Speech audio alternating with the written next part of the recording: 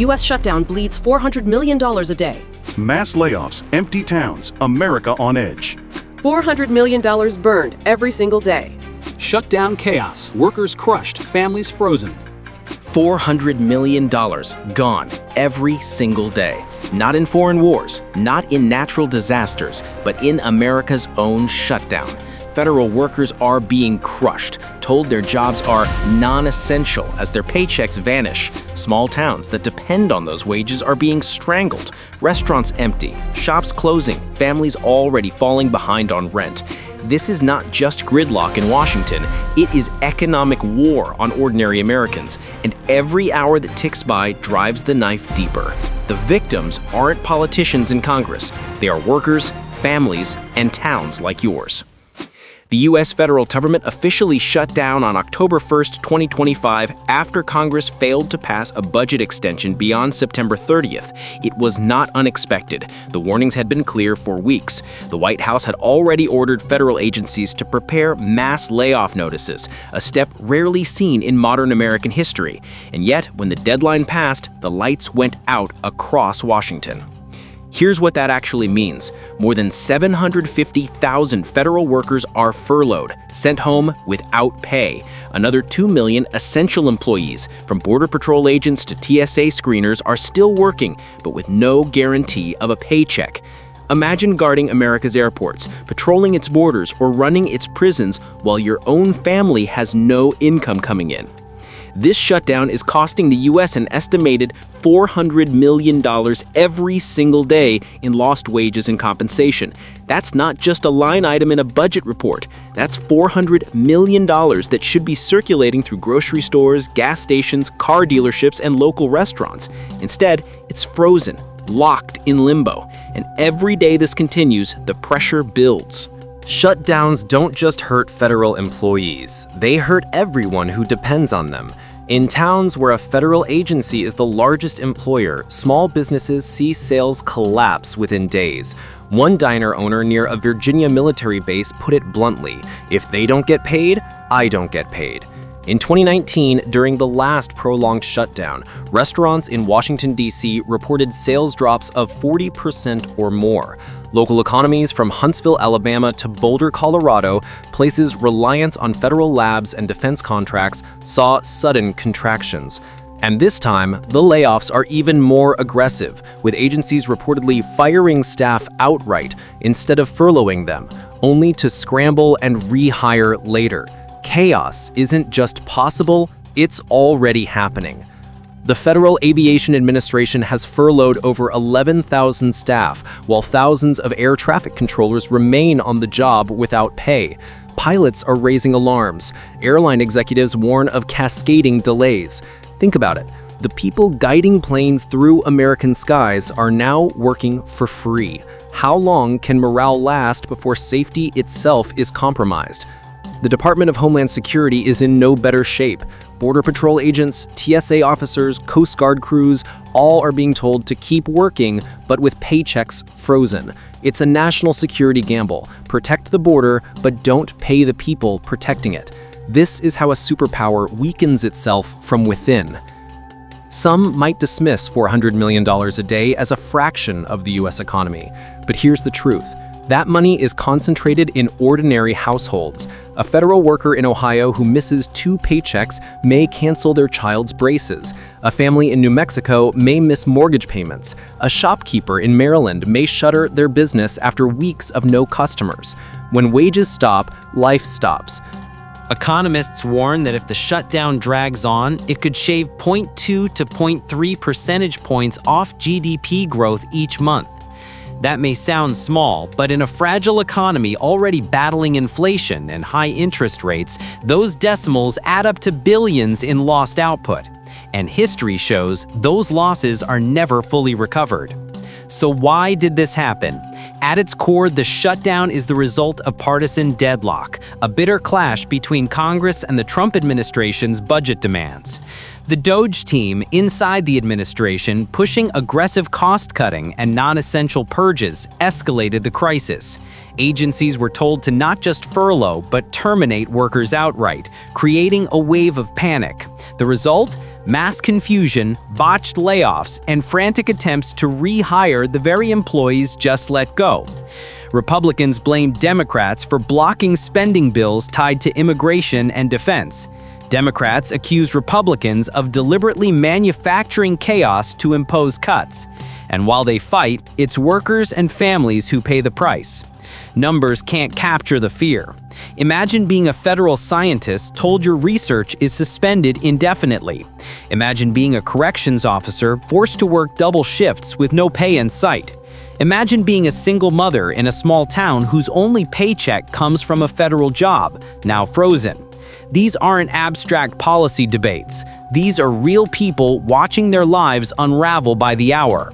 And the ripple spreads further. Landlords see rent payments delayed. Auto dealerships see loan applications dry up. Banks see credit card delinquencies spike. It becomes a silent chain reaction. Each missed paycheck is another fracture in the system. The shutdown doesn't just idle government, it destabilizes communities. Shutdowns are often painted as political theater, but this one reveals something deeper. America's dependence on federal wages, federal contracts, and federal services is more fragile than most people realize. When Washington grinds to a halt, it's not politicians who starve, it's the ordinary lifeblood of the nation. That's why $400 million a day matters, because behind that number are millions of workers, thousands of towns, and an economy that can't run on empty. The shutdown is no longer a Washington headline, it's a nationwide crisis. And the worst part, we're only at the beginning. Every sunrise in America now comes with a price tag, $400 million drained from the economy. Day after day, week after week, the total climbs into the billions. And unlike other crises, this one is self-inflicted. A nation is bleeding itself dry, not through war or disaster, but through paralysis. If the shutdown drags on just 1 month, losses could top $12 billion in wages alone. Extended longer, and the figures soar beyond $30 billion in economic activity, crippling entire sectors. These aren't projections, they are countdowns.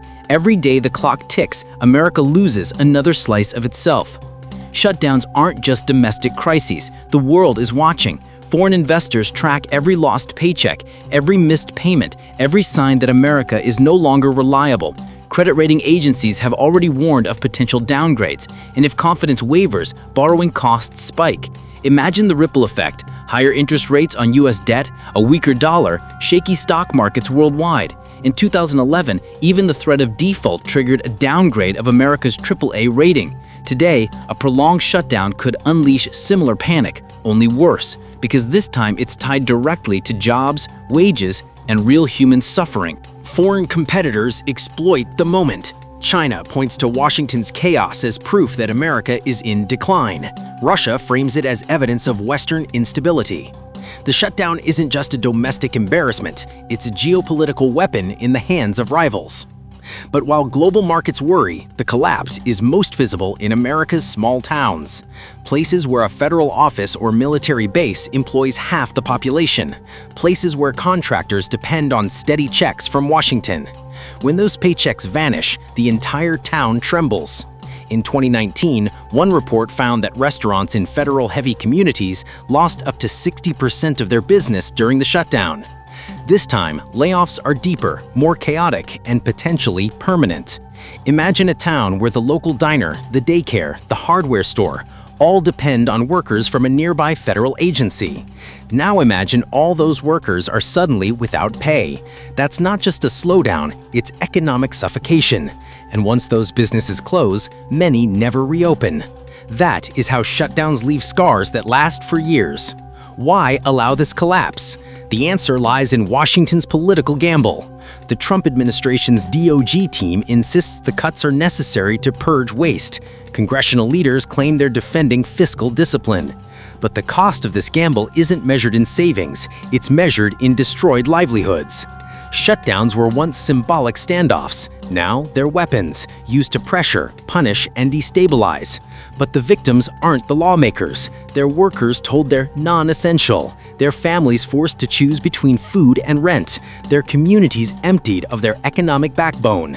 And here's the contradiction. The shutdown was meant to save money, but it's costing more than it saves. Billions wasted, confidence shattered, families broken. The shutdown's most dangerous effect may not be the obvious layoffs, but the invisible fractures. Delayed housing loans, frozen small business grants, paused scientific research, missed food inspections. These are the quiet cracks that don't make headlines, but destabilize society. Imagine medical research projects stalled mid-trial. Imagine food imports entering without proper inspection. Imagine farmers unable to access loans during planting season. Each failure adds up, each delay widens the damage, and the public rarely sees the full cost until it's too late. Beyond dollars and data, there's the human weight. A family in Maryland explaining to their children why Christmas gifts might not come. A border agent in Texas working double shifts without pay. A young scientist in Colorado watching years of research suspended overnight. The emotional toll isn't calculated in GDP, but it is every bit as devastating. Fear spreads faster than numbers, and once panic takes root, people pulling savings, cutting spending, canceling plans, the economic collapse accelerates. Fear itself becomes the engine of decline. So where does this lead? 3 scenarios emerge. Quick resolution. Congress strikes a deal within weeks. Workers are rehired, back pay issued, businesses breathe again. But the scars remain. Confidence shaken, trust eroded. The economy limps forward, weaker than before. Prolonged shutdown. The shutdown drags for months. Billions lost. Local economies collapse. Small businesses close permanently. U.S. credit ratings dip. Foreign rivals gain ground. Inflation worsens. The country enters recession. Systemic breakdown. The worst-case scenario. Shutdown merges with debt ceiling battles. Markets panic. Borrowing costs surge. America's credibility fractures, not just at home, but worldwide. The shutdown isn't just a crisis, it's the beginning of a financial breakdown. The path forward is brutally simple. Congress must fund the government. There is no workaround, no shortcut, no miracle fix.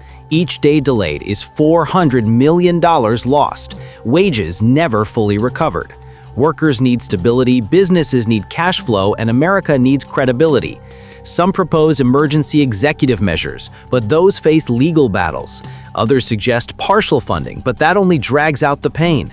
The only solution is political courage, a deal that ends the shutdown before the losses become irreversible. America prides itself on being the world's strongest economy, but strength is meaningless if it collapses from within. Right now, every day of shutdown costs $400 million, and the victims are not politicians. They are workers, families, and towns across this nation. The shutdown reveals a brutal truth. The U.S. economy is not invincible. It is fragile, dependent, and deeply vulnerable to political chaos. And unless this crisis ends soon, the damage will not just be temporary, it will reshape the nation's future. The question left hanging over America tonight is not if the shutdown will end, but how much will be destroyed before it does.